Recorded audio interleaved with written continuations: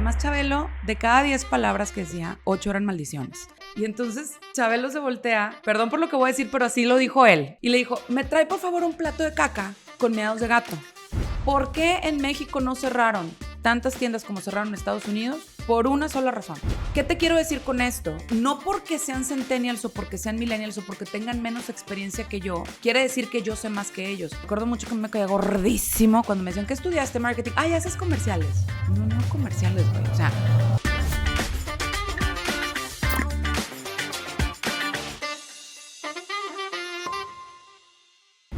Bienvenidos a un nuevo episodio del Poder de Crear Podcast, un podcast creado por Umi, una agencia creativa en la que creamos contenido para marcas con mucho corazón.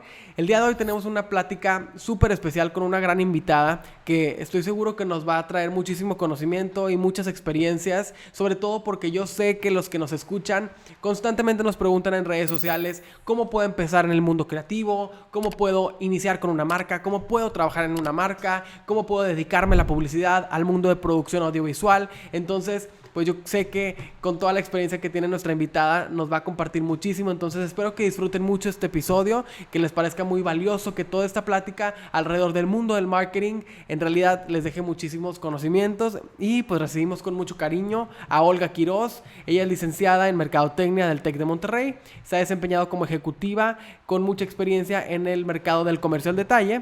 Se ha desempeñado en diferentes posiciones para grandes compañías como Allen, Soriana, Casaley, Gruma, Farmacias Benavides, y ha trabajado en diferentes puestos como mercadotecnia, retail, merchandising y desarrollo de nuevos negocios. También ha sido profesora universitaria de mercadotecnia, impartiendo clases de investigación de mercados, de promoción de ventas, de publicidad, y actualmente es gerente de mercadotecnia y experiencia del cliente en 7-Eleven México.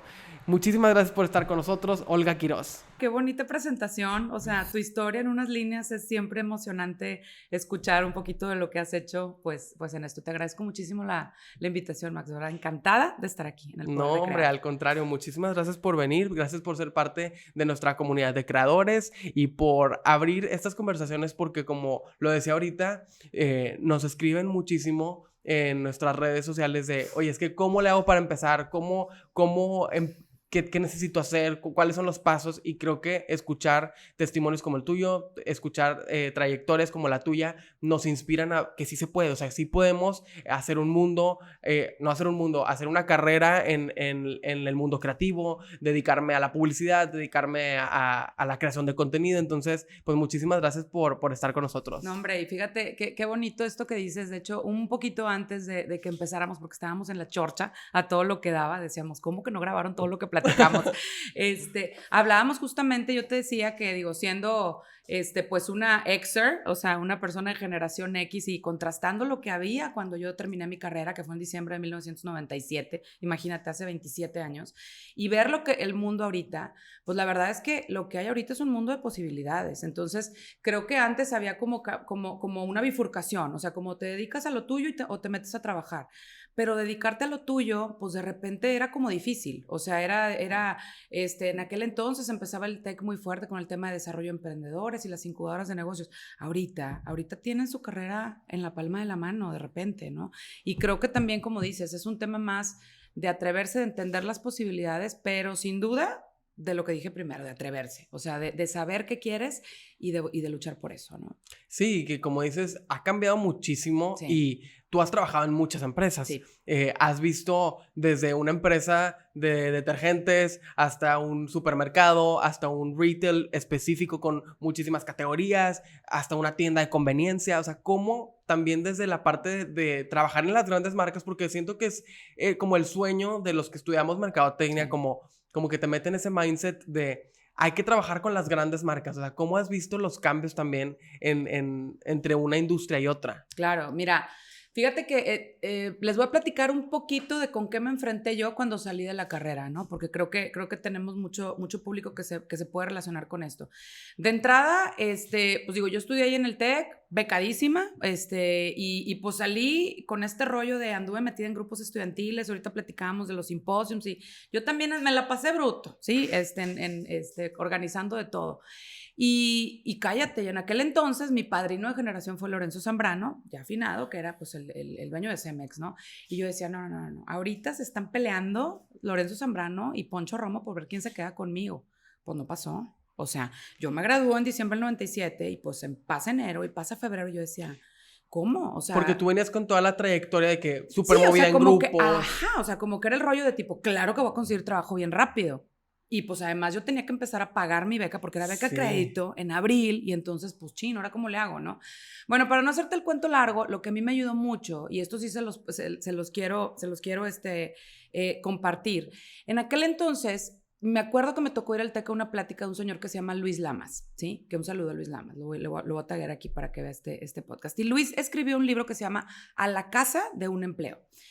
Y en ese libro él decía, sí, después lo conocí y inclusive me tocó dar una conferencia después con él, y él decía, tú no tienes que buscar trabajo, tú tienes que elegir en dónde quieres trabajar. Y yo decía, ¿cómo? ¿Sí?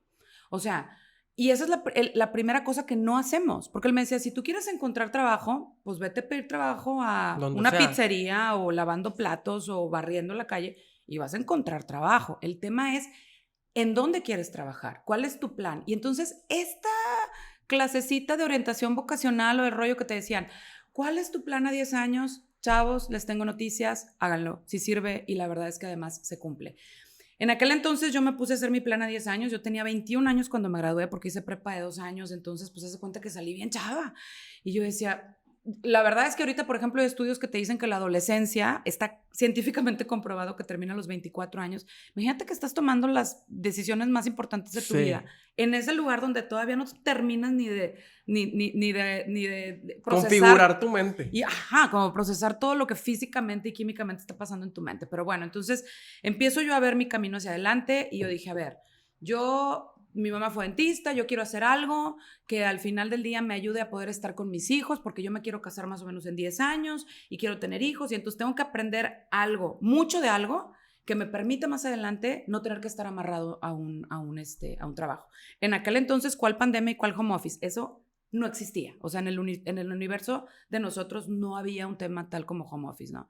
Nomás para que ubiquen, mi primer correo electrónico lo mandé en 9º semestre. O sea, así de cañón no había tecnología como la hay ahorita, ¿no? Y mi primera llamada de celular la hice al teléfono de una amiga también en 9º semestre, ¿no? Bueno, entonces me decido a que a mí dentro de la carrera lo que más me había gustado era el tema de comercio al detalle. Y yo decía, yo quiero trabajar en una marca y quiero trabajar más adelante a lo mejor con un retailer.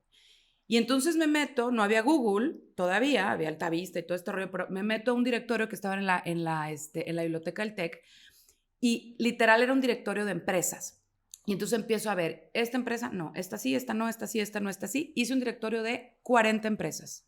Y a las 40 por correo les mandé mi currículum y una carta diciendo que yo era el arma secreta con la que iban a duplicar sus ventas. Por Dios se los juro, me da oso decirlo ahorita, pero así lo hice.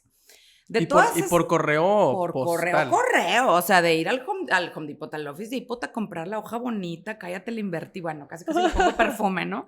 Y pues como marquetera, pues al final, entonces pues le invertí, me fui, me acuerdo que hice un currículum precioso que me ayudó Horacio Marchand, que besos a Horacio, la verdad él era vicepresidente de marketing de Usacell, no, de AT&T en ese tiempo, y me ayudó a hacer mi currículum y entonces lo mandé. Y creo que me contestaron 2 y una de ellas fue Allen. Y entonces nunca se me va a olvidar llegar con el director comercial de Allen a la entrevista y me dijo, era un señor así grandotote, don Elmer Vázquez, un señor grandototote de Chihuahua. Y me dijo, así que tú nos vas a ayudar a duplicar las ventas. Y yo, de este tamaño, ¿no? Imagínate. Y yo, tipo, pues me gustó tu carta, no sé qué, pues órale. Vas a entrar. Y entré como asistente de marca por la carta. O sea, y por eso les digo, o sea, les reitero lo que les dije hace rato, se tienen que atrever. O sea, se tienen que atrever a hacer cosas disruptivas, porque para eso somos marketers, la verdad. Y bueno, pues digo, tuve la gran fortuna de entrar a esa empresa. En aquel entonces, mi jefe director era Fernando Sapiain. Y Fernando decía, el marketing se hace en la calle. Entonces aquí, 2 semanas del mes estamos en la oficina y 2 semanas del mes estamos en la calle. Y fue... híjole, una de las épocas más bonitas de mi vida, de veras, porque pues para empezar yo estaba súper chava, imagínense a los 21, 22 años, o sea, me acuerdo perfecto que me iba a México, me iba a Tijuana, me iba a Guadalajara, pero a Mérida, pero a Cancún, o sea, a todos lados. Y una semana era con un vendedor de autoservicio y otra semana era en mayoreo y otra semana era en gobierno, porque pues en aquel entonces todavía no había como que los centros de distribución, y entonces todavía tienes que ir a negociar directamente con el gerente de la tienda de Gigante o el gerente de la tienda de Soriana o así. Entonces aprendí un chorro, aprendí muchísimo. Pasan esos 2 años, me voy después a Grupo Chen, que en aquel entonces todavía no era de Sigma, a manejar la parte de yogurts. Muy bonita experiencia también. Y ahí empiezo a desarrollar un proyecto de marca propia para Soriana. Y ahí uno de mis amigos, mejores amigos, que ahorita es uno de mis mejores amigos de toda la vida, Jaime Williams, que fuimos compañeros en el TEC y era el gerente de marca propia, me dice, vente mejor a Soriana. Entonces me empieza a promover y yo decía, ¿pero cómo? Dicho sea de paso, en estos 4 primeros años de carrera, yo les tenía pavor a los compradores. O sea, porque el comprador, digo, para el que no sabe, la dinámica es, pues las empresas de retail tienen compradores que se hacen cargo de una categoría, que se dedican a configurar el surtido y el catálogo pues digamos que de su parte de responsabilidad. Entonces yo me acuerdo que, o sea, hay compradores, o sea, los compradores de Comercial Mexicana, los de Gigante, Súper los de picudos. Sam's, cállate, súper picudos. O sea, yo me acuerdo, había uno que se llamaba Eugenio Sanfeliz de Sam's, que no sé si todavía esté rodando por ahí, yo le decía Eugenio el Infeliz, perdón, si me estás viendo, porque yo salía temblando, o sea, entonces de repente me dicen, pues vente de compradora Soriana, y yo, ¿cómo? O sea, y me meten a comprar blancos, o sea, tipo toallas, ¿cómo se llama? Sábanas. ¿Qué fregados ibas a ver yo de todo eso? Viniendo además de vender. ¿Y tú de que no iba lo de marca propia? Ajá, o sea, entonces, pues bueno, pues empiezo en Soriana en el área de blancos, y la verdad es que me fascino, o sea, porque es como este libro que si no lo han leído, léanlo, el de los 7 sombreros. O sea, Claro. Tú y yo podemos estar viendo este celular y si yo lo prendo y tú me dices qué ves, pues tú lo vas a describir desde tu perspectiva y yo desde Está la mía, buenísimo. pero si alguien se viene aquí es de este. Entonces, ver las cosas desde el otro lado de la mesa es lo máximo. Y curiosamente, cuando a mí me traían, porque ya después de estar en blancos me cambian a barrotes, y me acuerdo que cuando me cambian a barrotes y empiezo a llevar la categoría de limpiadores, me dice el director comercial, me dice, pues se la andaban queriendo llegar porque me estaban invitando otra vez a regresarme a Allen, y me dice, pues andan queriendo llevar otra vez a Allen, pero no, usted lo que tiene es que está aburrida, entonces la vamos a mandar ahora a comprarle a quien la quiere contratar, a ver qué tan fregona es. Ahora le sale, jalo. Y entonces ahora a mi primer jefe, a Fernando Sapiain, que en ese entonces era ya director de ventas. Él venía contigo. Él venía conmigo. Entonces cuando él me vio, él dijo, papita, pues si la Olga la conozco, sí, nomás que esta era la Olga compradora, no la Olga asistente de marca. Entonces, pues fueron experiencias bien bonitas. De ahí me voy a Gruma, me regreso a Gruma y bueno, más bien me voy a Gruma como gerente de marketing, me caso en ese inter. Y pues a mí y a mi esposo nos invitan a trabajar a Casa Ley. Y Casa Ley fue una historia maravillosa de casi 12 años, 11 años, que llegué a cumplir allá. Muy bonitos, desde administración de categorías, una parte en la que estuve desarrollando todos los nuevos negocios de la empresa y después configuré teníamos la dirección de marketing y luego configuré la dirección de merchandising, ¿no? Y luego me regreso a Monterrey y me vengo a farmacias, que si ya, o sea, más o menos, pues Soriana y luego Casa Ley y luego la farmacia, que nunca había manejado farmacia como tal, más que un plan de negocios que nos tocó hacer en Casa Ley. 4 años y medio en Farmacias Benavides, que estuvo, la verdad, también padrísimo. Lo disfruté mucho y ahorita, si quieres, platicamos más a detalle. Y hace 2 años salgo de Benavides y me integro a las filas de 7-Eleven. Entonces, pues ya me tocó estar con autoservicios grandes, o sea, de grandes hasta más o menos, pues las Ley Express, pero también conocer de mayoreo, pero también conocer de la farmacia, pero también ahora del retail. Y también habiendo estado del otro lado, sabiendo la dinámica de lo que es el proveedor. Entonces, la verdad es que lo que yo les puedo decir es, hace 27 años que yo hice esa visión, ¿sí? Que tenía a 10 años de mi vida, que fue con lo que empecé.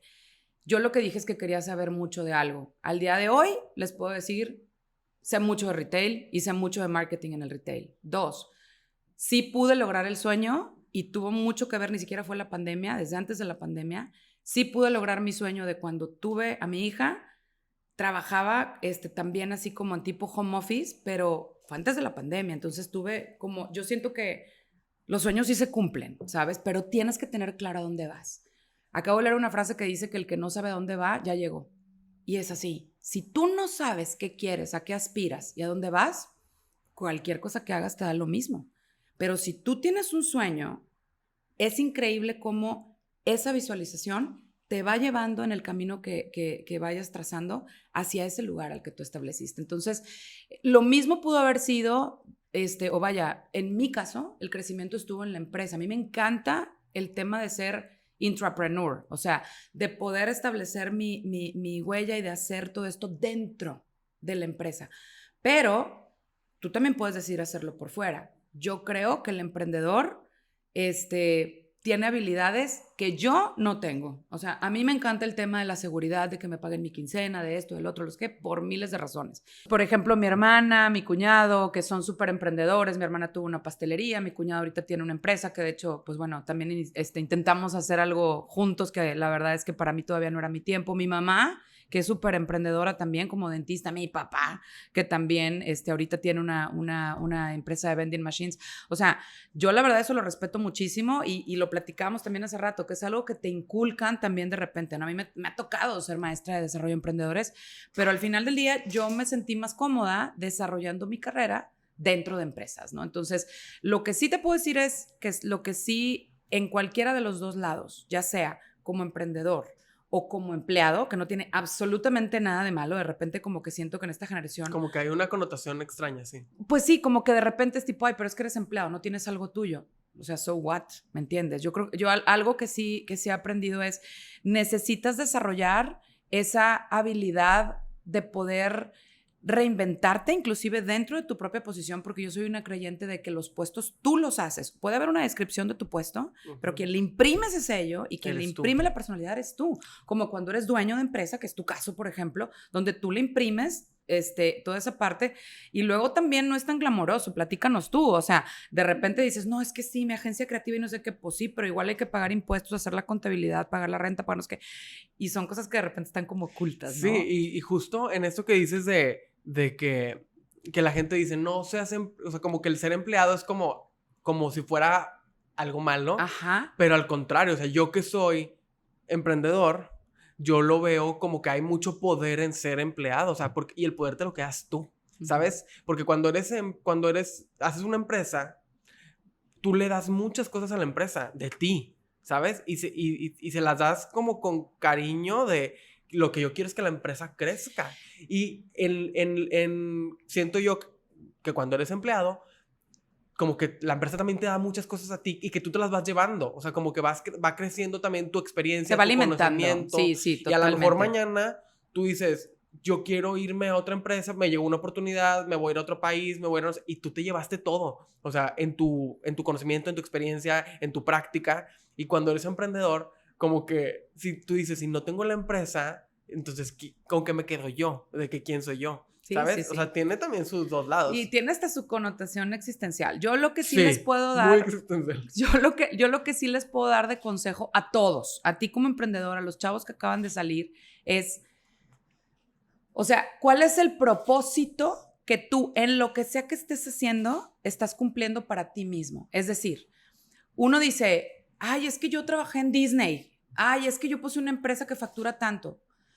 El único propósito que tiene trabajar en la vida, ¿sí? Es que estés generando riqueza para ti, que estés generando una seguridad para tu futuro y que estés disfrutando el camino, ¿sí? Entonces, lo que trato de decir es lo siguiente. A mi generación, y sobre todo, y a la de mis papás, por ejemplo, a ellos los educaron con este rollo de, es que lo ideal es estar 40 años en una empresa y que te den tu PIN de 40 años y tu relojito de 40 años, ¿no? Y está bien, en ese momento eso era, ¿sí? Pero pues llegabas a los 40 años y vivías con tu pensión del último sueldo y se acabó. En tu caso, o sea, yo todavía soy 97, entonces todavía ya me toca, sí me toca mi paquete de pensión, pero ojalá va. Pero ustedes ya no. Entonces, nadie piensa en eso, chavos, y la neta, sí tienen que pensar en eso, sí tienen que pensar que está increíble que te la pases padrísimo, pero ¿qué va a pasar el día de mañana contigo? Es decir, háganse del hábito del ahorro, háganse del hábito también de ahorrar y capitalizar lo que están aprendiendo, porque eso te va a dar una experiencia que puedes ir capitalizando en el tiempo. Más adelante puedes dar clases, puedes escribir un libro, puedes estudiar una maestría, puedes hacer un chorro de cosas también con esa experiencia. Pero de veras, lo que nadie nos dice es el que tiene que estar en el centro de todas tus decisiones. No es la Olga de 20, 30 o 40, ni el Max de 20 años. Es la Olga de 60 y es el Max de 60. ¿Qué va a pasar en el momento que tú cumplas 60 y digas, oye, sí, me la pasé con madre y gané muchísimo dinero? ¿Y dónde quedó eso? No, pues quién sabe, y que tengas 70 y que tengas 80 y sigas jalando porque tienes que seguir comiendo. O sea, neta, eso nadie te lo dice. Yo se los digo ahorita, sí. No está fácil. En la vida pasan muchas cosas, con toda la boca se los digo. Nadie tiene la seguridad de que todo vaya a estar bien y de que todo se vaya a quedar mal. Te pasan muchas cosas y hay que capitalizarlas y hay que pensar siempre con el cerebro y en uno mismo. ¿Sí? 100%. Y me gustaría que nos platicaras, Nate, y te agradezco porque todos estos consejos, la verdad, son súper útiles para los que estamos escuchando este podcast, que estamos aprendiendo y que te lo juro que nos escriben bastante es que como que siento que hace falta estructura muchas veces en el conocimiento y oye, es que aquí están los ejemplos, o sea, las personas están de que sí se puede, entonces te agradezco demasiado que nos compartas todo esto, pero ahorita platicábamos de cuando estabas en la carrera de mercadotecnia y que se me hizo una anécdota padrísima, pero para que tú nos la cuentes, de cómo fue, o sea, en qué universo se cruzó traer a un congreso de mercadotecnia a Javier López Chabelo, o sea, ¿cómo se les ocurrió? Estuvo padrísimo. Y con qué, o sea, ¿cómo fue la experiencia? Y tú que lo trajiste, o sea, ¿cuál fue tu sorpresa de ver a Chabelo, que era pues un personaje demasiado popular en la televisión? Sí, padrísimo. Mira, digo, yo entré a la carrera en agosto del 93. En aquel entonces pues eran los simposios de marketing, no era el Marketing Fest que es ahora, ¿no? Al principio, la verdad, yo tampoco entré mucho al tema de los simposios, me metí más como al tema de sociedad de alumnos y todo este rollo, y ya después empecé a enrolarme en ese mundo. De hecho, el viernes acabo de tener una reunión con algunas amigas de la carrera y platicamos de estos simposios que nos marcaron y que estuvo padrísimo. Entonces, me acuerdo que en aquel entonces, algo que había pasado mucho con los simposios, que eran estos simposios que eran legendarios en México, o sea, venía gente de todos lados, inclusive de Guatemala, de El Salvador, a los simposios, pero como que traíamos mucho conferencista americano o europeo, y de repente a mí, personalmente, me costaba relacionarme con, ok, está increíble la plática que me diste de cómo fulana marca se desempeña en Escandinavia, pero pues aquí no es Escandinavia, o sea, ¿cómo lo voy a aplicar yo eso aquí a México, no? Entonces, en el Simposium 20, ¿sí? Hicimos este manifiesto en el que lo que queríamos era traer gente ya fuera latinoamericana y evidentemente mexicana o de Estados Unidos, pero que nos sirviera su conocimiento para poder aplicarlo. Y bueno, me acuerdo que hicimos un panel que se llama ¿Por qué seguir creyendo en Latinoamérica? Y sí vino gente de varias compañías, pero aquí. Entonces, en aquel entonces a mí me tocó estar metida en el comité de contenido. Y me acuerdo que dijimos, bueno, empezamos con los temas y uno de los temas era marketing infantil. Y decíamos, bueno, ¿quién nos puede hablar de marketing infantil? Y había quien decía, no, pues Lego o Mattel o no sé qué. Entonces yo les dije, oigan, el mayor exponente y el mejor vendedor a los niños de este país se llama Javier López Chabelo. O sea, nos ha vendido a todos, ¿no? Entonces empezó como un sueño de invitar a Chabelo. Porque aparte era un personaje... Todavía tenía el programa. Sí, claro. Todavía tenía el programa. Y además, lo que decíamos también, o sea, por mucho que cobraras en el simposio, me había que pagar producción, todo absolutamente. Y no tenías lana para pagarle al conferencista. Y que poniéndolo en contexto, pues era o sea, su programa salía en televisión abierta, que televisión abierta era todo. Y se anunciaban ahí todas las marcas. Las grandes marcas, o sea, se anunciaban ahí. Y el posicionamiento de Muebles Troncoso, o sea, viene de Chabelo, ¿me entiendes? Nadie hubiera sabido que Muebles Troncoso, que digo, no sé si tenga sucursales en la República, pero todo el mundo conoce Muebles Troncoso por Chabelo, ¿no? Entonces... Y casi que muchas cartitas a Santa Claus fueron escritas viendo el programa de Chabelo con los comerciales de los juguetes. No, por supuesto. Su programa era un 80% de ventas. Totalmente. O sea, estaba totalmente vendido. Y te vendía... Y no te dabas cuenta. Y luego todavía ibas y comprabas, ¿no? Entonces, ahorita te voy a hablar de mi definición favorita de marketing, pero Chabelo tiene mucho que ver con ella. Entonces, pues lo invitamos, accede, que yo no lo podía creer, o sea, no lo podíamos creer que nos hubiera dicho que sí, no nos cobró. Y bueno, Wow. nos cobró los viáticos, nada más. Obviamente que pues en ese entonces nos patrocinaba una aerolínea, entonces pues bueno, y le pagamos el hotel y bla, bla, bla, ¿no? Entonces, nunca se me va a olvidar llegar por él a la terminal A del aeropuerto, que era la única que había. Y entonces de repente ves salir a Chabelo y es así de mi niña interior, ya sabes, ¡ay, qué padre, Chabelo! Y entonces llega y empieza a hablar Javier. O sea, evidentemente no te saluda Chabelo, ¿no? Entonces empieza a hablar, buenas tardes, porque además tenía una voz, los que no lo escucharon hablar como Javier López, tenía una voz así como muy imponente, muy gruesa, absolutamente opuesta a la voz de Chabelo, ¿no? Entonces yo me acuerdo que yo así me quedé pero en shock de verlo y, ay, señor, bienvenido, no sé qué, bla, bla, bla. Además, Chabelo, de cada 10 palabras que decía, 8 eran maldiciones. Era súper mal hablado. De hecho, a quien le tocó, que a mí no me tocó, él dio de repente algunos shows en Centro Nocturno y dicen que era buenísimo comediante de Centro Nocturno también. Y pues él era un hombre de, en aquel entonces, 40 y tantos, 50 y tantos, no sé cuántos años tendría en aquel entonces, ¿no? Bueno, total, me acuerdo que lo llevamos a cenar, te decía que al Sanborns de Galerías Monterrey, que era así como que el que nos quedaba cerquita del hotel en el que se iba a quedar. Y llega y se sienta y entonces le dice, llega la mesera y, ay, señor, igual de emocionada que yo hacía una hora que lo había visto. Ay, señor, ¿cómo está? No sé qué. ¿Qué le puedo traer? Y entonces Chabelo se voltea. Perdón por lo que voy a decir, pero así lo dijo él, ¿ok? No, se los juro que no soy yo Soez, era Chabelo Soez. Y le dijo, ¿me trae por favor un plato de caca con miados de gato? Y la muchacha, sí. Y todos así como, bueno, ¿estás escuchando lo que te está diciendo el señor? Y entonces voltea y nos dice, me pasa siempre, siempre. O sea, llegan y me piden la cuenta y nadie sabe o sea, nadie me escucha porque están así como endiosados con Chabelo. Ya la anécdota o bueno, la situación en el simposio me estuvo impresionante. Él entró, imagínense todo Luis Elizondo lleno, entra Chabelo, todo el mundo se pone de pies de que lo ve porque tiene un pedazo del corazón de todos, sobre todo los que crecimos con él. Y entonces los primeros 10 minutos fue Chabelo dando una conferencia y la catafita, todos muertos de risa, felices de ver a Chabelo en vivo.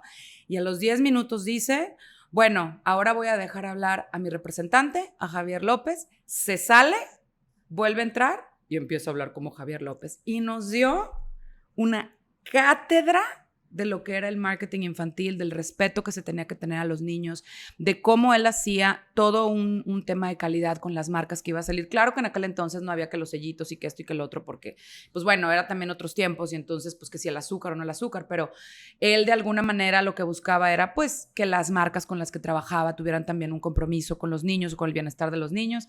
O sea, me van a decir que ciertos yogurts y ciertos chocolates no lo tenían, pero bueno, eran otros tiempos, ¿no? Pero muy interesante, muy, muy interesante esa experiencia. Y sobre todo que como estudiantes en un congreso así, nunca te imaginas, o sea, como que, te digo, estaban acostumbrados a traer ese tipo de conferencias que era pues como alguien corporativo. Pues sí, exacto. Con muchísima experiencia, pero que no lo veías tan cercano. Y siento que eso es algo que pasa hoy en día en el marketing, que lo hablábamos ahorita, que ahora en tu celular, todos los que son emprendedores o son creadores de contenido tienen el micrófono en su mano. Sí. Y eso como que cambia la jugada en quién tiene la información correcta o quién puede comunicar mejor una marca, ¿sabes? Sí. Y fíjate, eso me da pie a darte justamente mi definición favorita del marketing, que mi definición favorita del marketing, o sea, no es la de los grandes maestros gringos, que los respeto evidentemente muchísimo, a Kotler, a Seth Godin, a todos ellos, pero mi definición favorita de marketing la tiene un profesor que fue mi maestro, que todavía tengo la fortuna de ser amiga de él, que se llama Alfredo Brunel. Acaba de terminar ya de jubilarse después de 150 semestres de clases en el TEC. 150 semestres. O sea, imagínate lo que es eso. 70 años dando clases. Entonces, Alfredo Brunel dice que marketing es hacer que te compren. Así es that. Eso es marketing. Hacer que te compren con ética. Porque si tú te pones a pensar lo que hay en esas 3 palabras, envuelve muchas cosas. O sea, ¿cómo puedo hacer que me compren? ¿Cómo puedo hacer que la gente, cómo puedo generar tráfico a mi negocio? ¿Cómo puedo llevar gente a mi página web o a mi cuenta para que puedan interactuar conmigo y entonces subir followers, etcétera, etcétera? Y en ello hay todas las disciplinas, investigación de mercados, que ahora es Customer Insights o Consumer Insights, evidentemente estadística, evidentemente existen todas estas disciplinas de promoción, de publicidad, etcétera, ¿no? Entonces, creo que esa parte, y sobre todo la parte de hacerlo con ética, ¿sí? Es bien relevante porque a los marketers se nos ha satanizado mucho en el tema de decir, es que manipulan a la gente, es que crean necesidades, es que estás vendiendo cosas que la gente no necesita, ¿sí? Y pues la realidad es que sí ha habido ejemplos muy, muy tangibles de ello, o sea, tan es así que se ha normado o se ha se ha metido la ley de repente a regular ciertas cuestiones, como por ejemplo todos estos infomerciales que prometían productos milagro, que eso evidentemente no es ético, por eso les decía, es hacer que te compren con ética, o sea, yo no te puedo prometer que te va a curar el cáncer, porque nadie puede prometer que te va a curar el cáncer, pero había gente que sí lo hacía y decía, tómate tal cosa y se te va a quitar el cáncer, no es cierto, o sea, ahí es donde hay que tener como esa balanza, ¿no? Pero la verdad es que yo soy una enamorada de mi profesión, y creo que reducirlo a... Me acuerdo mucho que me caía gordísimo cuando me decían, ¿qué estudiaste? Marketing. Ay, haces comerciales. No comerciales, güey. O sea, para hacer comerciales, o sea, y digo, y más en esta época, cualquiera puede agarrar su celular y decir, te recomiendo esto, ¿no? Realmente entender a qué audiencia te estás dirigiendo, cuáles son las necesidades que realmente están teniendo y que satisface el producto, el servicio que estás ofreciendo, y hacerlo de una manera en la que sea tan agradable que la gente no nada más te compre, sino te recomiende. Híjole, esas son las cosas que realmente nos tienen que dar o nos tienen que alentar e inspirar a poder perseguir, ¿no? Y sobre todo, como dices, que cuando haces campañas, o cuando trabajas en marketing, hay 1000 prejuicios, o sea, literal, hay 1000 prejuicios de que esa carrera qué, o esa carrera es redes sociales, no, o sea, es una carrera... Es mientras me caso, así nos decían claro, a nosotras. Siempre. Y la verdad es que es una carrera súper completa y que tiene muchísimas áreas de negocio, o sea, tienes que entender mucho el negocio, y creo que cuando ya empiezas a trabajar con una marca dices, no se trata de ti, o sea, no se trata ni siquiera de lo que te gusta a ti, se trata de qué le gusta a tu audiencia. Fíjate que el marketing, te lo voy a decir así, es la cara más sexy de la economía. O sea, yo me acuerdo cuando estaba en la prepa, que estaba por decidir a qué carrera quería estudiar. Fuimos a esta feria de carreras, y a mí me encantó economía, me gustó muchísimo la economía, se me hacía padrísimo. Pues yo decía, híjole, pues qué, o sea, ¿de qué trabajan estas personas, no? Ajá. Y entonces conozco, y me acuerdo perfecto, lo tengo en mi mente, que estábamos ahí si no me equivoco, fue en rectoría, y estaban todos los directores de carrera, y entonces había un estancito en el que estaba un señor, que era el director de carrera de marketing, Salvador Treviño, adorado, precioso, que está ahorita en Vancouver, y entonces empiezo a oír a este señor hablar de lo que era marketing. Para empezar, la personalidad de Salvador, que a todo mundo enamora, que lástima que no les tocó de maestro porque no tienen idea del tipazo, pero me empieza a hablar de cómo, pues justo, era la parte sexy de la economía, en la que, pues claro, que por supuesto que lo que queríamos era generar, pues, mayor demanda y mejorar la parte de la oferta y todo este rollo, pero a través de toda la parte de investigación de mercados, cómo podías en el marketing estar desde antes de la creación de un producto o servicio, en toda la parte que gestaba este producto, a través de investigación de mercados, a través de desarrollo de nuevos productos, a través de trabajar con las áreas a lo mejor de producción, de esta parte, pero también puedes estar ya en la comercialización del producto y trabajar con las áreas de ventas y entonces la publicidad y por ende la promoción, pero luego puedes estar también en el post, o sea, en el que, oye, ya lo compraste y cómo le hago que me recompres y cómo hago a través de la investigación que sea una estrategia o empezar a generar también un tema de loyalty, que en aquel entonces pues empezaba a hablarse de los programas de lealtad, y a mí eso me enamoró, o sea, porque yo dije, qué padrísimo poder estar en una profesión en la que puedes hacer estas tres o estar en estas tres etapas. Y en aquel entonces, y sé que es una pregunta que me ibas a hacer, en aquel entonces, pues a lo mejor las áreas críticas en las que tú tenías una interacción dentro de la empresa, pues era lo que yo te decía ahorita. Por ejemplo, cuando estaba en Allen era producción. Yo me llevaba muchísimo con el jefe de la planta donde hacían mis productos. Yo manejaba Blancatel, Dream, Cloralex, PVC, entonces sabía perfecto de dónde le abrían para que saliera el cloro y entonces luego pero el empaque, pero el diseño, pero la caja, pero la configuración, etcétera, ¿no? Ay, se me está cayendo esto. Ahí está. Y después era con el director de ventas, ¿no? O con los directores de las divisiones de ventas. Y entonces era ir y ta. Y yo me acuerdo que en aquel entonces, el de sistemas, pues era el que me daba la compu y el que venía cuando se me trababa. Y ya.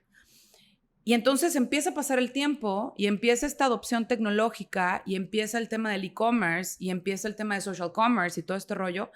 Y resulta que ahora el director de la planta, pues sí es uno, pero con el que tengo que estar hablando es con el de sistemas. Y el de sistemas ahora se convirtió en, pues parte tiene algunas funciones del director de ventas, porque también es otro canal de ventas. El e-commerce manager y todo el rollo. Imagínate, y entonces, o sea, a nosotros eso como que nos causó un shock, porque luego, antes a los mercadólogos, y tengo un podcast de MSX que hablamos de ese tema, y decíamos, oye, es que antes, pues nunca te preguntaban, o sea, porque además el mercadólogo todo el mundo piensa que tiene que hacer todo y que tiene que saber de todo. Ese es el otro reto. Ay, que marketing lo resuelva, a que marketing diga, a que marketing haga. Güey, a mí nadie me enseñó de e-commerce, y que justo ¿sabes? Porque como que también está mucho el estereotipo o el prejuicio que es que son los creativos, que ahorita hablamos de eso. No, por supuesto. Pero por supuesto. Y como si la creatividad fuera la solución a todo. O sea, la realidad es que ahorita, por ejemplo, hasta te dicen, es que tienes que saber de programación. ¿Qué fregados voy a saber yo de programación si no nos gustaba ni la contabilidad financiera? O sea, ¿qué madre voy a... Ay, perdón. ¿Qué madre voy a estar sabiendo yo de programación?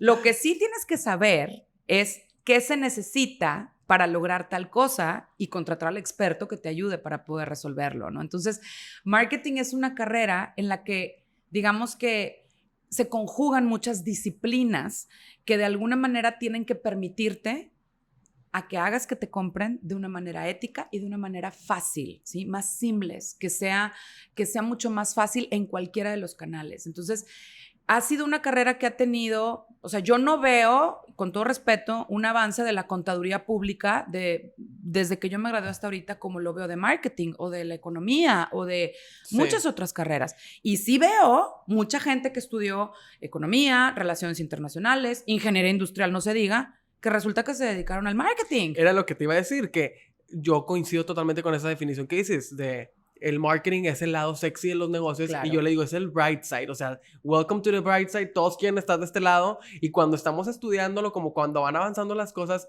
como que lo hacen un poco de que esa carrera pero yo digo, nos veremos cuando salgan las vacantes, donde muchas personas que son, y con todo respeto, pero los que son ingenieros industriales, los que son economistas, que trabajan en muchas áreas de marketing, que es un departamento, lo podemos decir, con demasiados poderes para la empresa. Si tú tomas, de veras, si agarramos los departamentos de marketing, sobre todo las empresas muy grandes, ¿sí? Y ves la cantidad de profesiones que hay ahí metidas, te impresionas. Sí. O sea, porque hay desde financieros, desde economistas, administradores, ingenieros industriales, pero también ingenieros en sistemas, porque justamente hasta ingenieros químicos. Claro, esta carrera de llegarle al consumidor no es cosa fácil y cada vez es más compleja derivado de todo lo que ha avanzado la tecnología. La tasa de la adopción de la tecnología ha avanzado tanto. O sea, yo te decía y les recuerdo hace rato que les comentaba que mi primer email, nunca se me va a olvidar, llevé seminario de publicidad en 9º semestre y nos dejaron de trabajo final hacer una campaña para un banco. Y yo hice una campaña para Banorte. Y entonces se me ocurrió, yo dije, ay, se me hace que esta brujería no jala, buscar en Altavista al gerente de marketing de Banorte, venía a su dirección de email, le escribí, me contestó y no, bueno, yo decía, ¿qué brujería es esta? ¿Cómo puede ser? Y así pasó, y ahorita ya se te hace cualquier cosa, buscar en LinkedIn a una persona y decir, mira, y contactarlo y hasta su WhatsApp, ¿me entiendes?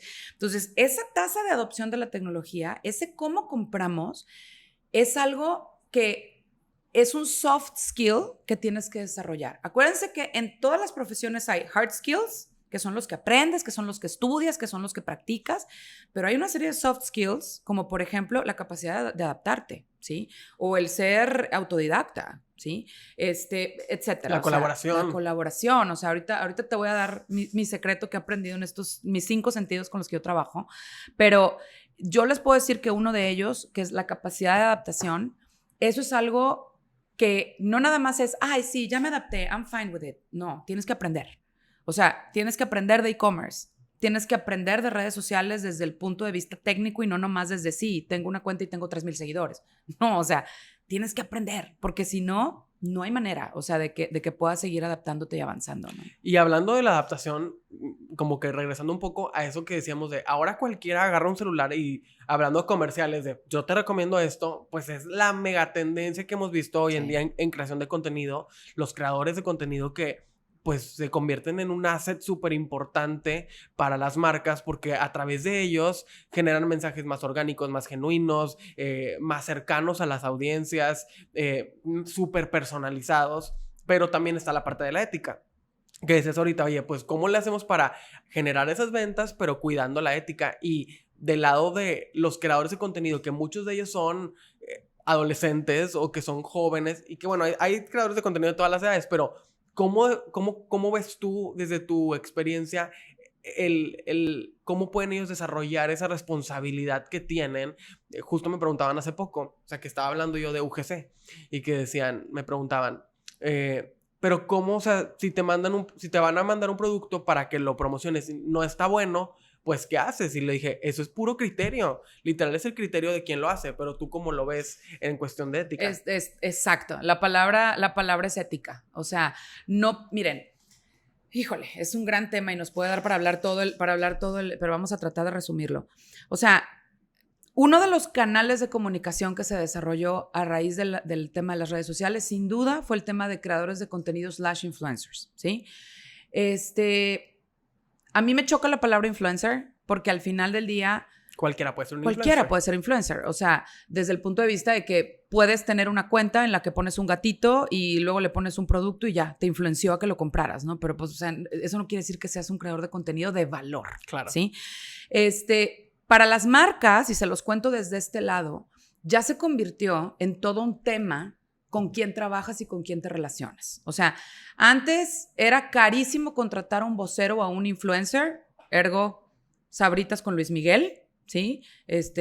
Shakira, pues era de, ay, contrato al artista y entonces el artista de moda y como Luis Miguel come papitas, todos vamos a comer papitas, ¿no? Ahorita ya no. O sea, ahorita el tema es, sí puedes hacerlo e inclusive pues ya no les pagas tantísimo como les pagabas antes porque eso es una realidad, pero ahora tienes que, en lugar de ver en un universo de 20 personas, pues tienes que ver en un universo de cientos, ¿sí? Que primero nos íbamos por el número de likes y luego por el engagement, pero también tienes que irte por qué tanto ese creador de contenido está dispuesto a darte algo original y a darte algo de valor, ¿sí? Nosotros, por ejemplo, ahorita en 7-Eleven tenemos tenemos dinámicas digitales que, digo, tú las conoces perfecto porque nos has ayudado a producir algunas. Buenísimo productor, por cierto. Su agencia, muy buena.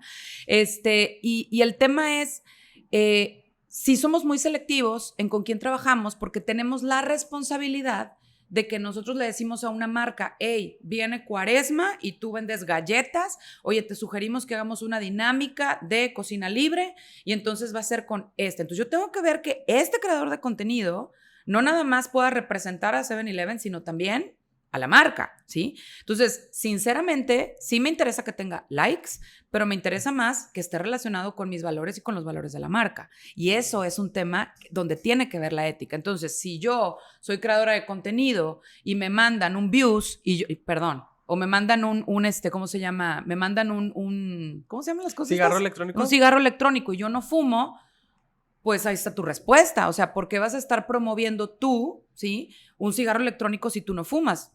Todo mi respeto a los que les guste ese rollo, ¿me explico? Y hay audiencia para todo, pero a lo mejor hay otro que sí y que además lo va a hacer de una buena manera. Entonces, no todo lo que te manden gratis es un regalo. A veces es una maldición si no sabes realmente cómo hacerlo. Para ejemplos muy claros, todo el escándalo que se ha dado con partidos políticos que han contratado influencers para que hablen de algo. O sea, ahorita, por ejemplo, yo me muero de risa viendo a Chumel cuando hizo ahorita la Sheva contra Sheinbaum de la niña esta de TikTok que no sabe ni cómo se llama la candidata. Pero vaya, el tema no es la candidata, no estoy hablando de la candidata, estoy hablando de la chava que se presta a hacer un contenido que no tiene nada que ver ni con sus intereses ni con su manera ni con su manera de relacionarse con el público y que lo hace por dinero, ¿me entiendes? Y eso no está bien. Entonces, insisto, en los influencers, en la publicidad, en tus patrocinios, en las actividades de comunicación que hagas, siempre tienes que ver cómo hacer que te compren de una manera ética. Para mí, un creador de contenido de valor con el que quiero seguir trabajando es una persona que toma el producto como propio, que le mete una creatividad que va más allá de ir, pararse afuera de la tienda y decir, en esta tienda encuentras esto y esto y esto. Y nos acaba de pasar, y lo voy a decir para que vayan a las redes de Seven a buscarlo. Hay un creador de contenido que me encanta que se llama Regio Parrillero. Y le dimos el reto de hacer una comunicación de retiro de efectivo. Traemos una campaña de retiro de efectivo en 7-Eleven. Y se aventó una ¿cómo se llama ahora? En San Valentín, brutal. O sea, que le habla a la chava y entonces le dice, mi amor, pásame, ¿quieres que te dé tu regalo? Sí, qué padre. Ah, bueno, pues pásame tus tarjetas. Y entonces la chava, o sea, que es el mismo vestido de mujer, le dice, ay, mira, tengo tarjeta de fulano, sutano, porque ese era el reto, que tenemos varias tarjetas donde puedes retirar efectivo. Pásame los datos, mi reina, ahorita le deposito, no sé qué, ¿no? Y luego el compadre se da cuenta y entonces le habla, pero lo hizo de una manera tan orgánica y tan bonita que esos son los creadores con los que quieres trabajar. Porque ahora también se trata mucho del entretenimiento. ¡Claro! O sea, el contenido que los usuarios quieren consumir tiene que ser muy entretenido. Sí. Porque la gente es muy inteligente. O sea, ya ellos pueden identificar perfectamente cuando un video es un anuncio. Cuando un Get Ready With Me es te estoy anunciando pantalones. O un story time de no sé qué se convirtió en un anuncio de tazas. O sea, como que el entretenimiento yo creo que es la clave, y cuando encuentras esos skills, incluso en un creador de contenido, dices, wow, o sea, aquí es donde estaba la creatividad. ¿Cuáles tú crees que deberían ser los skills o las cualidades que también deben tener ahora los creadores de contenido para que en verdad puedan conectar con esas marcas con las que quieren trabajar? Sí, claro. Mira, yo creo que primero que nada tiene que ser una propuesta clara. O sea, esto es como imagínense en un creador de contenido partiendo de ese hilo que me fascina, que es el tema del entretenimiento, ¿sí? Porque ahora, en lugar de ver la tele abierta, que es lo que veíamos nosotros de 4 a 8 cuando estaba el tío Gamboín, o sea, que yo estaba chava, pues ahora ves el celular. ¿Me explico? Y horas y horas. Entonces, un creador de contenido, lo más importante no es qué anuncia, sino qué hace cuando no está anunciando. Eso es lo que a la marca le llama la atención y eso es lo que consume su público. Es el 90% de lo que consume. Entonces, si tú eres un creador de contenido que habla de deportes, la gente te va a cumplir por lo de deportes y te va a aguantar que le recomiendes una marca que tenga que ver contigo. ¿Me explico? Si tú eres un creador de contenido que le gusta cocinar, la gente te va a consumir porque está encontrando en ti una inspiración para la cocina y te va a aguantar que algunas recetas vengan patrocinadas por. Entonces, lo primero es, ¿cuál es tu plataforma? ¿Qué es realmente por lo que la gente te va a consumir? ¿Sí? Y de ahí que seas coherente con que las marcas con las que tú decidas comprometerte, ¿sí?, cumplan o estén en el mismo perfil del que tú realmente estás hablando. Sí, que no te vendas a la primera oportunidad. Es que tienes que ser congruente. Yo creo que para mí primero el tema de que tengas una plataforma sólida y puedes anunciar lo que gustes siempre y cuando sea congruente con lo que tú eres. Esas son las dos cosas que a mí me parece que son más relevantes, ¿no? Entonces, si yo soy una persona creadora de contenido de ejercicio y estilo de vida y la fregada, y después salgo con a lo mejor un cigarro electrónico o con, no sé, whatever, pues como que no es congruente, ¿me explico? O sea, como que dices, ¿cómo? O sea, no viene al caso. Entonces, ahí es donde también tanto a las marcas como, sobre todo a la gente, pues tiene que entrarles también la prudencia de decir, oye, no, este muchacho no es para esto. Y sobre todo a la persona creadora de contenido, pues sabes que a veces decir que no es un acierto, porque no a todo le tienes que decir que sí. Y ganas más a veces al decir un no. Por supuesto. Oye, y me encanta que ahorita mencionabas que por ejemplo, en 7-Eleven tienen todas estas dinámicas digitales donde se busca con muchísima creatividad, que creo que ese es un ejemplo, un muy buen ejemplo de cómo implementar la creatividad en una marca para su comunicación. O sea, de no decirte, oigan, compren este producto, aquí está el comercial padrísimo, sino, ¿por qué no haces esto con esto y hacemos una dinámica? O sea, creo que ese es un ingenio que muchas marcas pudieran aprender de eso, pero cómo transformar el contenido de una marca en eso se relaciona también con lo que está pasando con el retail, que las tiendas, pues hubo un momento, incluso antes de la pandemia, donde decía, el retail está muriendo, ya, pues creo que lo más escandaloso fue en Estados Unidos, donde muchas tiendas departamentales cerraban. De toda la vida, centros comerciales que estaban vacíos, que creo que aquí en México no pasó tanto, no. pero que lo veíamos como siempre vemos Estados Unidos como el reflejo de lo que va a pasar aquí después. ¿Cómo crees que también el retail va de la mano con esa transformación para que siga siendo relevante la tienda? Mira, es una pregunta bien bonita y bien amplia. El retail no es una tienda. El retail es esta disciplina que engloba todo lo que tiene que ver con comercio al detalle, ¿sí? Vamos a partir de una base. Todos necesitamos comprar y a todos nos encanta comprar. Esa es una realidad, ¿sí? Yo te puedo decir que estando en, sobre todo, supermercados, o sea, la ida al supermercado a veces se convierte en la única salida de la mamá cada 15 días o cada semana. Está cañón. O sea, está cañón lo que significa, sobre todo para un ama de casa, la misión de compra de estoquear su despensa, ¿sí? Ahora, hay ciertos valores, digamos, entendidos en el retail. Es decir, nosotros lo que buscamos es hacer de cada visita una experiencia agradable, pero hay valores esperados. O sea, la gente ya se espera que vaya a una tienda y haya la marca que está buscando. La gente se espera que vaya a una tienda y además de que esté la marca, haya surtido o haya abasto y además que esté a un buen precio y que esté en oferta. Mi punto es, mucha de la publicidad que vemos del retail tiene que ver con precio, ¿sí? Sí. Sin embargo, hay algunas marcas que nos hemos dado cuenta que tienes que evolucionar porque eso es algo que la gente ya espera y que se convierte en lo que se llama un factor higiénico. ¿Qué es un factor higiénico? Tú quieres llegar a tu casa y que esté barrido y trapeado, ¿no? O sea, eso es algo que ni siquiera te lo cuestionas, ¿sí? Bueno, es lo mismo. Tú quieres llegar a un súper y tú quieres que esté el producto que tú quieres con el abasto adecuado al precio que tú puedes pagar. Eso ya es un factor higiénico, eso es algo que ya te esperas. No quiere decir que no lo vayas a anunciar, pero a lo que voy es, no toda la experiencia del cliente está en algo que se supone que debes de hacer. O sea, eso ya se supone que debes de hacerlo. O sea, Perdón que te interrumpa. O sea, no vas a esperar que tu experiencia esté relacionada con algo que eso ya se sabía. O sea, la realidad es que sí puede estar relacionada tu experiencia más a nivel negativo si no lo encuentras que a nivel positivo si lo encuentras, porque el que te lo encuentres pues ya era un valor. Entonces, pero hay más factores que se tienen que agregar. Entonces, ¿qué es lo que sucede? Que cuando ya eso se convierte en algo, en una base que la gente, que tú ya sabes que eso es lo que está buscando, ¿sí? Tienes que empezar a construir factores diferenciadores. Y ahí es donde entra el ambiente, y ahí es donde entra el merchandising, en cómo te ponen el producto, en la señalización, en la música, en el acceso, en el estacionamiento. A veces, ¿cuántas veces no te ha pasado que dices, güey, me encanta ir a comprar esta tienda, pero es un rollo estacionarse, prefiero no ir? Y cuando le pones aparte a eso la capa de, oye, pero ahora ya no necesitas ir. Ahora ya puedes comprar y que te llegue a tu casa, ¿sí? ¿Por qué en México no cerraron tantas tiendas como cerraron en Estados Unidos? Por una sola razón. Porque la población de México no está tan bancarizada como la de Estados Unidos.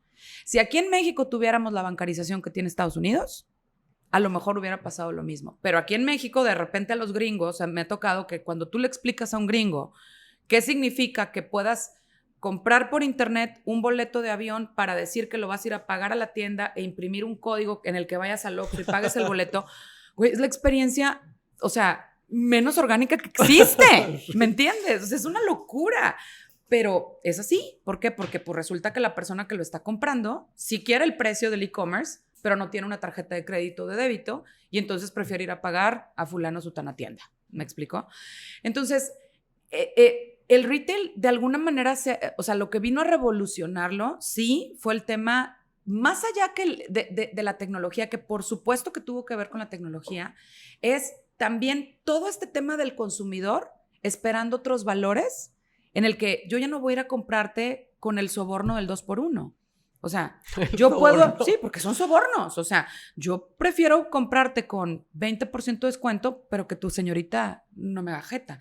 O no tener que hacer una fila de quién sabe cuántos porque no tienes otra caja abierta. O porque me tardé media hora en estacionarme. Entonces, esta parte del marketing en el retail empieza a ampliarse a factores que no nada más tienen que ver con el abasto y con el precio, sino con la experiencia de compra. Entonces, tienes la parte básica de la oferta, que son los factores higiénicos que hablábamos de producto, precio. Y luego tienes otra base, que es todo lo que tiene que ver alrededor de esa experiencia, ¿sí? Que lo uses o no, o sea, realmente está ahí, ¿me entiendes? Pero luego hay otra que no todos estamos, que tiene que ver con cómo creas ese amor a la marca. Cómo empatiza la marca con tus gustos y con tus intereses. Y ahí es donde hay algunos que nos metemos a decir, a ver, a mí me está comprando naturalmente este segmento y yo quiero dirigirme a ellos, pero, bueno, defines quién es tu mercado meta. Y resulta que a estas personas les interesa la música, el cine, el gaming, los deportes y les encanta comer rico, ¿sí? Perfecto. Entonces, fíjate que yo voy a escoger alguno de estos para hacer cosas que no necesariamente van a ir ligadas con un producto, pero que hacen que tú y yo creemos una relación de brand love. Y que es cuando yo digo que pasa que una marca deja de ser parte de la vida del consumidor a estar en la vida, o sea, de involucrarte. Si tú haces estudios de personalidad de marca, que a mí son de mis favoritos, ¿sí? Es impresionante cómo, o sea, cuando tú relacionas una marca y la conviertes en una persona, ahí te das cuenta cómo te ve el público, ¿sí? Voy a decir un ejemplo de hace muchos años de una marca que tenía, bueno, de un retailer, y le empezaron a preguntar cómo veían la marca los consumidores. Y entonces unos decían que lo veían como este señor, como este charro mexicano panzón, que comía y que estaba todo cochino y que, o sea, y mujeriego y no sé qué y Y entonces esta marca, que es una marca mexicana, que van a saber quién es, pero bueno, no importa, un retailer mexicano, dice, sí me gusta el posicionamiento del charro, pero evidentemente no me gusta que me vean panzón y cochino, ¿sí? ¿Por qué la gente lo veía así? Porque cuando llegaba a las tiendas, veía una tienda cochina, ¿me explico? Y a lo mejor el trato no era el mejor, y a lo mejor la señora todavía se sentía hasta como discriminada por cómo la trataban los empleados, ¿no? Entonces, fíjense cómo tiene que ver todo lo que tiene que ver con la marca, que en aquel entonces, y tú lo viste en la carrera, los momentos de verdad, para configurar en tu mente una experiencia. Y si tú, por ejemplo, lo relacionabas con una marca, y esa sí la voy a decir, como H-E-B, o sea, H-E-B tú la ves como una señora sanpetrina, pero no, o sea, de alguna manera como más accesible, como que te atiende, como ¿no? Entonces, esta marca lo que hizo fue que dijo, bueno, yo voy a tomar un vocero, que sea un charro, pero que sea joven, pero que esté delgado, pero que esté guapo y que sea muy simpático. Y eso está muy bien, nada más que eso tiene que ser congruente con esto. En aquel entonces, y te estoy hablando de los 2000, ese era el influencer, ¿sí? Que era una celebridad. Ahora pues son todas estas personas que pueden ser micro, macro influencers que te ayudan a resaltar el posicionamiento de tu marca. Entonces, insisto, se ha convertido en un tema complejo. O sea, porque si tú a estos influencers nada más les pones a anunciar ofertas, pues güey, es lo mismo que pongas un panorámico en la calle o que pongas un póster en la tienda. La neta no te sirve de nada. Lo que tienes que hacer es que estos chavos o estas personas o estas señoras o estos señores comuniquen lo que eres, además de hacer lo que supuestamente debes de hacer. Y eso puede ser empatizar a nosotros también nos encanta la carnita asada, aquí tenemos todo para ti. Ay, sé que tienes un tema para encontrar el regalo perfecto para el Día de las Madres, fulanito lo tiene. Entonces, se convierte en un tema más complejo, ¿me entiendes? Sí, y más cool. Incluso porque puede que las ideas fluyan, o sea, porque te estoy escuchando y estoy asentando con la cabeza que sí. Pero incluso es muy difícil para los que trabajamos en mercadotecnia verbalizar esas ideas. O sea, en verdad, y creo que podemos ligarlo con lo que decíamos ahorita, un soft skill que es necesario hoy en día, la colaboración, porque a veces bueno, al menos a mí se me complica a veces ok, ¿cómo lo traduzco en algo que si yo te lo platico a ti, tú me lo puedas entender? Para que luego en la implementación y o si se lo estoy vendiendo a una marca o si se lo estoy vendiendo a la marca con la que trabajo, me entiendan que sí va a funcionar esto. Ahí hay dos cosas, fíjate, y es algo bien interesante. Yo siempre les digo a mis equipos que a mí me interesa mucho que tengan capacidad de análisis, pero me interesa mucho que tengan capacidad de síntesis, que es eso que acabas de decir.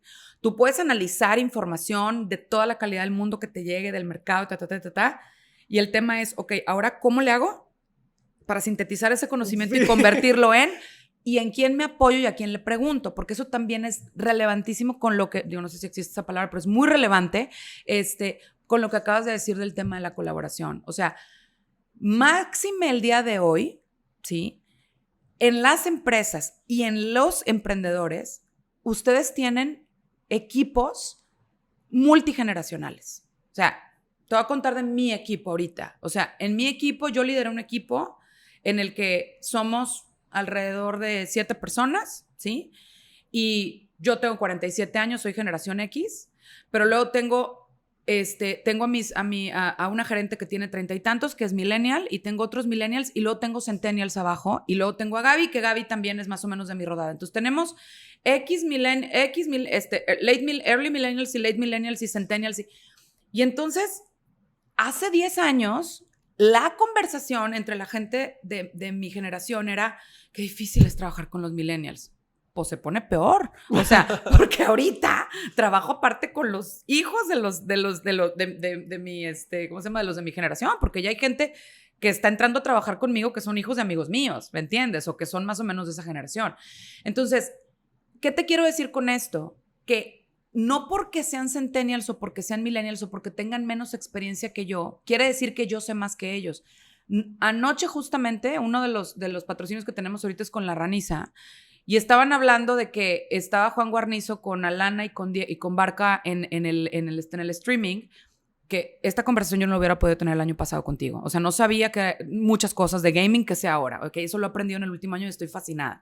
Y entonces decían, es que es la mufa de Juan Guarnizo porque nos va a mufar. Y yo, al final, te puedo enseñar ahorita mi chat en el que les digo, oigan, todo está increíble, pero... Me explican.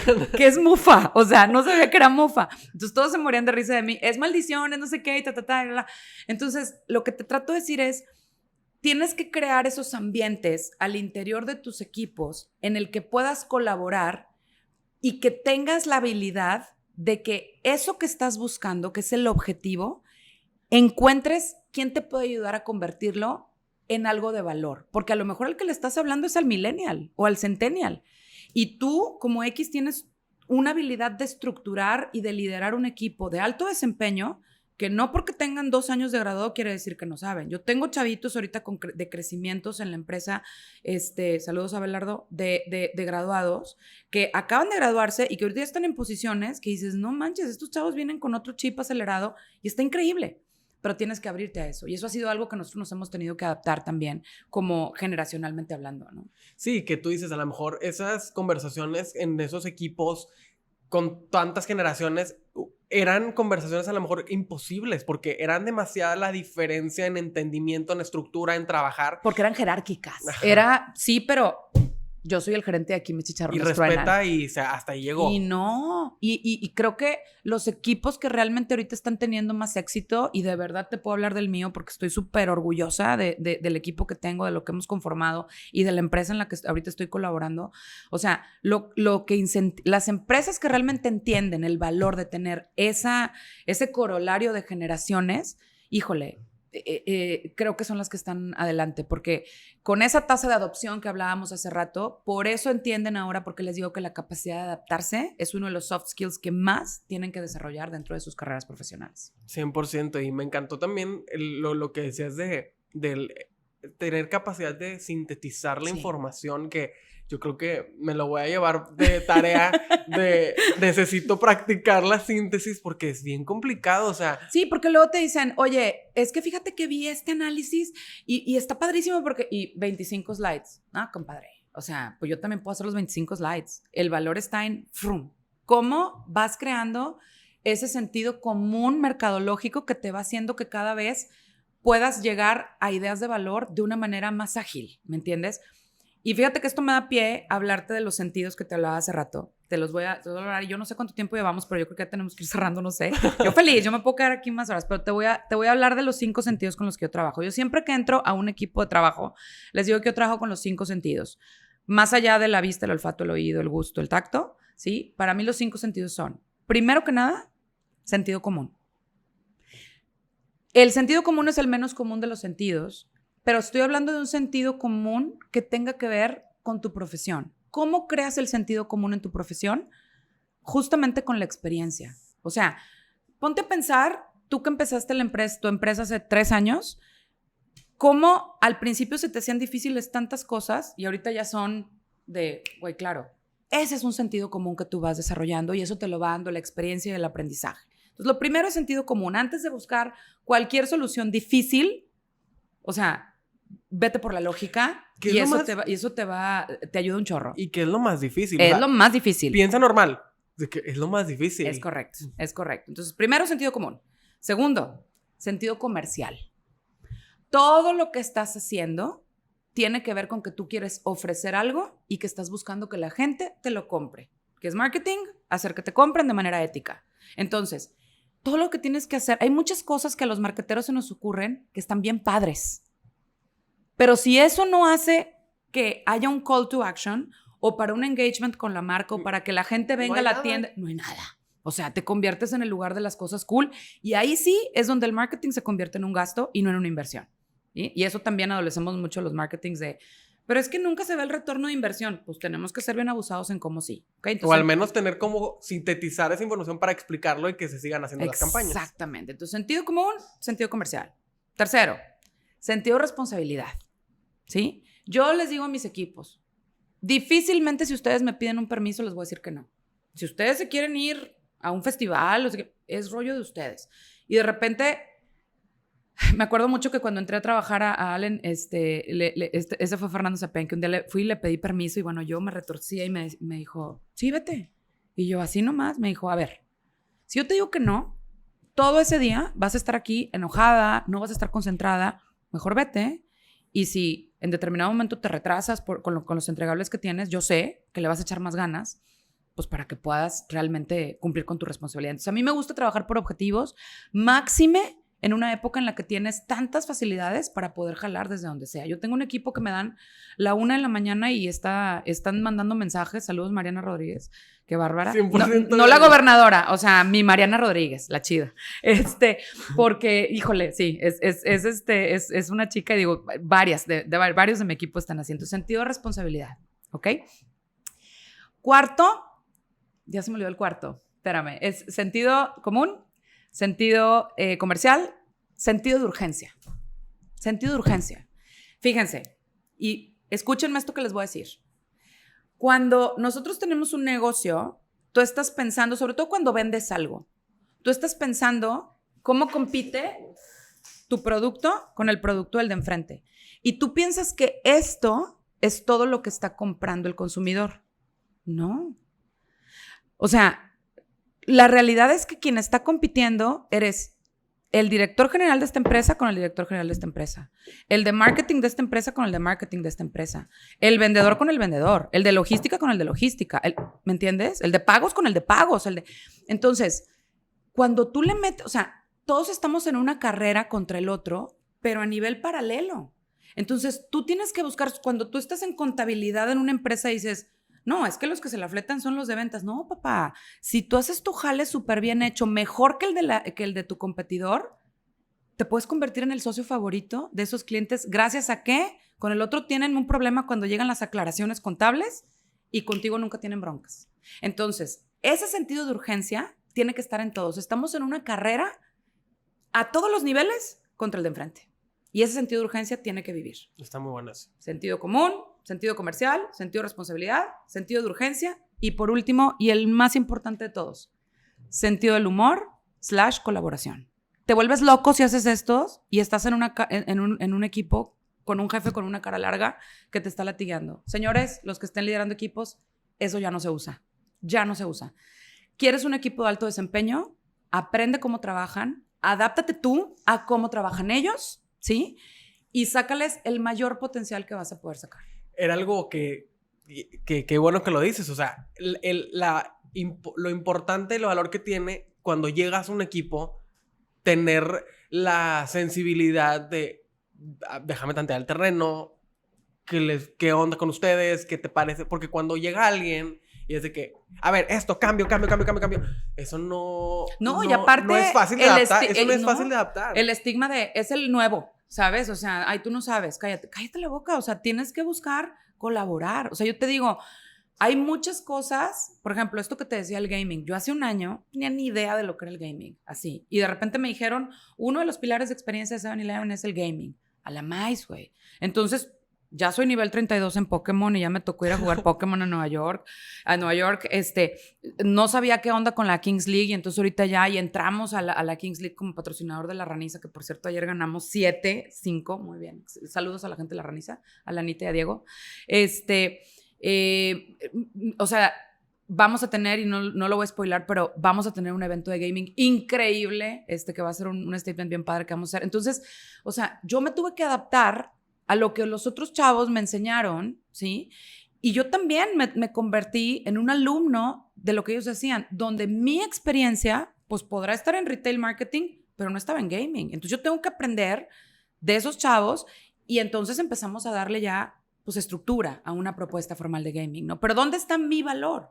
Bueno, pues mi valor como líder del equipo es en cómo coordino todos esos conocimientos para convertirlo en una propuesta que haga sentido a nivel de la estrategia de la empresa y que le haga sentido al consumidor. Porque no es nomás hacer cosas padres. Y ese sentido de urgencia, o sea, entender que el sumar todo eso y lograr que entre todos hagamos algo que va a competir mucho mejor, eso es ser muy inteligente. Completamente. Entonces, pues te digo, yo creo que eso sumariza mucho lo que he aprendido en estos 27 años. La verdad es que yo amo lo que hago, me encanta el retail, me fascina porque yo les digo que el retail no es para cualquiera. O sea, los que estamos en este negocio estamos loquitos. Es muy competitivo. Y ¿sabes qué? Nunca es igual. Por mucho que todos los años haya San Valentín, Semana Santa, vacaciones, Día de las Madres, Día del Padre, Back to School, Halloween y Navidad, te lo juro que cada año es diferente. Te lo juro que cada vez hay cosas distintas. Y tener que ir a la par de cómo va el mercado. Hablábamos ahorita de, o sea, los macroinfluencers, artistas versus toda la bola de influencers que ahora tenemos que platicar porque ya cambió la manera en que la gente consume. Ciertas fuerzas con las que no puedes, o sea, pregúntale ahorita a Sephora si está contento o no con el rollo de Sephora Kids. No están contentos. O sea, es de esas cosas que dices, a la maíz, o sea, ¿cómo le hago, no? Y digo, yo tengo mis ideas si estuviera en Sephora de lo que haría, pero, o sea, ¿realmente estás siendo dueño de tu conversación o estás siendo víctima de lo que está sucediendo allá afuera? Y eso te lo dio la tecnología. Pero al mismo tiempo no olvidar las raíces de lo que es el retail. Yo te lo digo tal cual y hace rato, terminando con la pregunta que me hiciste del retail, yo no creo que en México vaya a suceder, al menos en el corto plazo, lo que sucedió en Estados Unidos. Pero, ¿por qué? Por ese tema de la bancarización y también porque creo que culturalmente esa salida a comprar y ese gusto de ir a comprar no necesariamente se va a acabar, ¿me entiendes? No. Pero sí creo que cada vez nos vamos a comer más el pastel a nivel de, y que es un given también como por tu propia imagen, en este caso como retailer, el que tengas toda tu propuesta omnicanal. La realidad es que en México, discúlpenme todos, nadie tiene una propuesta omnicanal verdadera. Una propuesta omnicanal es cuando tú recibes un valor, o sea, el mismo valor, aunque sea en diferente canal. Y entonces, si tú vas al Pick and Go, al Click and Collect, o si recibes en tu casa, o si vas a la tienda, tú dices, este es fulanito que me está hablando por 3 diferentes canales. Ahorita la realidad es que no es así. Tú vas a una tienda y pides por una plataforma o pides para que vayas y recojas y a veces son 3 experiencias diferentes aunque sea del mismo retailer. 100%. Y ese es el gran reto y esa es la parte que ahorita nos toca trabajar. No, sin lugar a dudas nos quedamos con definitivamente tenemos que hacer una parte 2 para seguir hablando porque siento que esta plática ha sido súper enriquecedora. Al menos para mí lo personal, y espero que para los que nos estén escuchando también. Me gustaría quedarme con esta gran conversación, pero no sin antes hacer un qué prefieres, porque tengo aquí un qué prefieres y creo que nos va a ayudar mucho como a como cerrar muy bien esta conversación en la que hemos visto como la transformación, ¿no? O sea, de cómo antes teníamos un tipo de marketing y ahora tenemos otro. Claro. Entonces, vamos a hacer ¿qué prefieres? Quiero... Ay, qué nervios, nunca he hecho un ¿qué prefieres? Bueno, va. Es venga. de merca. Tú No tranquila. importa, no importa. ¿Qué prefieres? ¿Tener una estrategia de promoción? Imagínate cualquiera de las marcas con las que has trabajado. Increíble para el Super Bowl, comercial perfecto. O una campaña viral en redes sociales. Una campaña viral en redes sociales. ¿Por qué? Porque no es tan cara como la del Super Bowl y puedes lograr un efecto, si no igual, muy similar. Muy bien. ¿Qué prefieres? Está buenísimo. Investigación de mercados al estilo clase Tec de Monterrey. Encuesta, focus group, todo perfecto, moderador del focus group, increíble. O hacer un social listening en redes sociales. Ay, qué difícil. Es que depende. Bueno, perdón, el social listening. Sí, ¿verdad? Sí. Siento que todavía... O sea, sí, pero yo insisto, depende para qué. Claro. Pero, pues sí, el social listening te puede dar insights que no necesariamente van a estar 100% validados, pero que te pueden decir por dónde. Y que son muy reaccionables de inmediato. Sí. Y que yo creo que esa podría ser los dos. Sí, es que pueden ser los dos. O sea, si yo voy a lanzar una nueva propuesta de tienda... Sí, ¿me tienes que entiendes? hacer una buena investigación. Necesitas hacer una buena investigación, ¿sí? Para entender realmente. Pero si ya tienes algo que está abierto y que ya conoces como esas bases y las tienes sólidas, el social listening es además un must. Lo tienes que estar haciendo constantemente. De acuerdo. Y siento que es un tema que le hace falta exploración. Como completamente. Que todavía creo que hay gente que decimos social listening. ¿Me ¿Qué es explicas? eso? Ajá, ¿qué Sí. es? Entonces, está padre. Y bueno, ¿qué prefieres? Para el lanzamiento de una marca, hacer una estrategia de medios súper padrísima, panorámico, billboard digital, campaña con influencers, una estrategia de medios. O hacer un flash mob y una revelación de tu producto súper irreverente. Híjole. Yo me iría con la primera y te voy a decir por qué. Porque el flash mob puede salir muy bien y puede salir muy mal. Entonces... Depende de qué producto sea. Ahorita justo tenemos una campaña que va a salir así súper perra. Pronto la van a ver. Y pues sí, lo que queremos es mayor cobertura. Ahora, ojo, eso depende también de en qué parte del funnel quieres entrar. O sea, si quieres hacer awareness, ¿sí? Puede que el flash mob sea una inversión bien chiquita que te ayude a que un chorro de gente se entere. Pero... no necesariamente te va a generar lealtad. A lo mejor te va a generar mucho word of mouth y ya. O sea, porque va a ser, sí, la campaña de fulanito que se cayó, ¿me entiendes? Yo creo que la primera puede ser un poquito más permanente, ¿sí? Y no dejo de creer en el tema irreverente, pero es muy riesgoso, hay que hacerlo bien. O sea... No, y creo que lo dijiste muy bien, o sea, ¿en qué parte del funnel quieres entrar? Exactamente. Es también lo mismo como un decir, ¿qué cliente tienes? O qué audiencia quieres llegar, o sea, porque no es lo mismo, no puedo dejar de mencionar, ¿te acuerdas esta como instalación que hicieron de una marca de refrescos en un centro comercial que era toda spooky y que la gente decía... Pero pues es que la gente no estamos asociando esta locación con algo de este estilo y que terminaron por retirarlo. O sea, decían, claro. no queda con esta audiencia. Entonces, y estaba padrísimo y era muy irreverente, pero como dices, pues es algo arriesgado. A ver, te lo voy a decir así de fácil. Si yo vendiera condones, a lo mejor el irreverente es un valor esperado. Pero si yo vendo salchichas y quiero ser igual de irreverente, se va a ver de muy mal gusto. ¿Got it? Entonces, insisto, depende qué vendas, depende a quién se lo vendas, porque puedes hacer una cosa ultra viralísima de meterte un tema irreverente con las salchichas, pero hasta te puedes quemar, sí. ¿Me explico? Pero si lo haces de los condones, que ya es algo esperado, pues va a ser de, jaja, qué botana. Y a lo mejor es algo que quien consume dice, ay, qué perrón, estos güeyes tienen mi mismo humor. Entonces, por eso... Depende de qué estés vendiendo, pero sí, yo pensando en mi negocio actual, yo me iría por el primero. Está buenísimo. Muchísimas gracias, Gracias Olga, a ti. por estar con nosotros en El Poder de Crear. Gracias por ser parte de nuestra comunidad de creadores. Gracias por compartir toda tu experiencia. De veras que me ha parecido una plática súper enriquecedora y que me encanta que está grabada porque la vamos a poder repetir. Al menos yo ya quiero ver el episodio para tomar notas y quedarme con muchos aprendizajes de esta conversación. Gracias por estar con nosotros. Por favor, déjanos tus redes o tu mail por donde la gente pueda contactarte si quisieran Claro, con encontrarte mucho o trabajar gusto. Si contigo. me quieren contactar, les dejo mi mail personal, olgaquiros@gmail.com. Está súper fácil. Y tengo una cuenta que se llama Olga Quotes, Quotes, Quotes. Me pueden encontrar en Instagram, en Facebook.